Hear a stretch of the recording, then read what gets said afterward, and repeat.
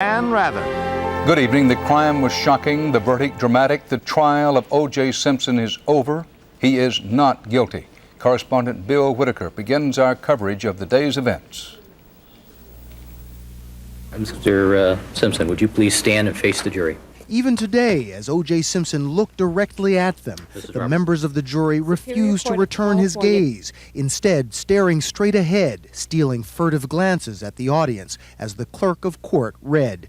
The world, it seemed, held its breath. In the matter of the people of the state of California versus Orenthal James Simpson, case number BA097211. We, the jury, in the above entitled action, find the defendant Orenthal James Simpson not guilty of the crime of murder in violation of Penal Code Section 187A, a felony upon Nicole Brown Simpson. The words exploded upon the courtroom. After 167 days of bitter trial, Team Simpson dissolved in relief. Prosecutors froze in stunned disbelief, braced for the second verdict. We, the jury, in the above entitled action, find the defendant Orenthal James Simpson not guilty of the crime of murder in violation of Penal Code Section 187A, a felony upon Ronald Lyle Goldman, a human being, as charged in count 2 of the information. That broke the Goldman family. Their cries, their pain filled the courtroom. They had come here every day, hoping, praying for a different ending.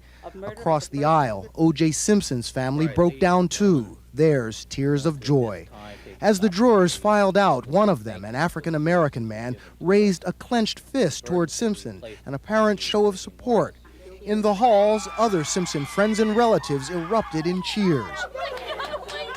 Afterwards, the victorious Simpson defense and family spoke out, oldest son Jason reading his father's prepared remarks. I'm relieved that this part of the incredible nightmare that occurred on June 12, 1994 is over. I will pursue, as my primary goal in life, the killer or killers who slaughtered Nicole and Mr. Goldman. They are out there somewhere.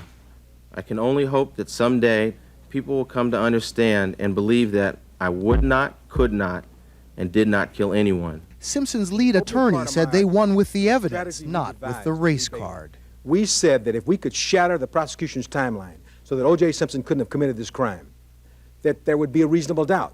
That's even before we ever got to the socks, the glove, and Furman or anything else. Credibility was always an important issue in this case.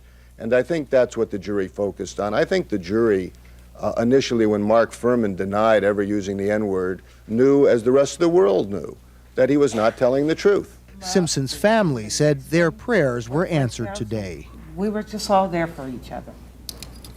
But, well, I was always in prayer. I knew that my son was innocent. And I had the support of so many people all over the world. You know, for so many months you've been asking me, how do I feel? And I tell you, I just feel like standing on top of this table and dancing a jig. And I just want to thank you guys. Stark contrast with the DA's office upstairs. There, a pervasive sense of grief. We are, all of us, profoundly disappointed with the verdict. This was an emotional trial, and apparently their decision was based on emotion that overcame the reason. Prosecutor Marcia Clark tried to console her team. Please don't let this make you lose faith in our system.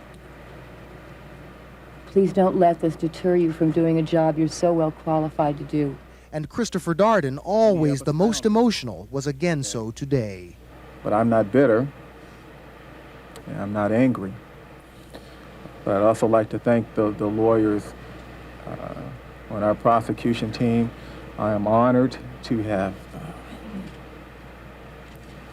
The prosecutor collapsed into the arms of his colleagues and the Goldman family, whom he'd fought for. Then the father of murder victim Ron Goldman spoke again from the heart. Last June 13th,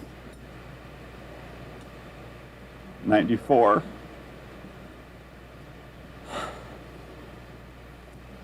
was the worst nightmare of my life.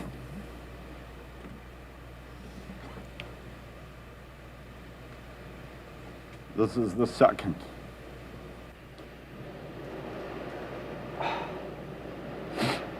I will forever be proud of my son. and my family. Thank you. O.J. Simpson was in jail and the nation in thrall for 473 days. Today, his imprisonment and trial are over, but the questions raised about race, the police, the judicial system are not. Bill Whitaker, CBS News, Los Angeles.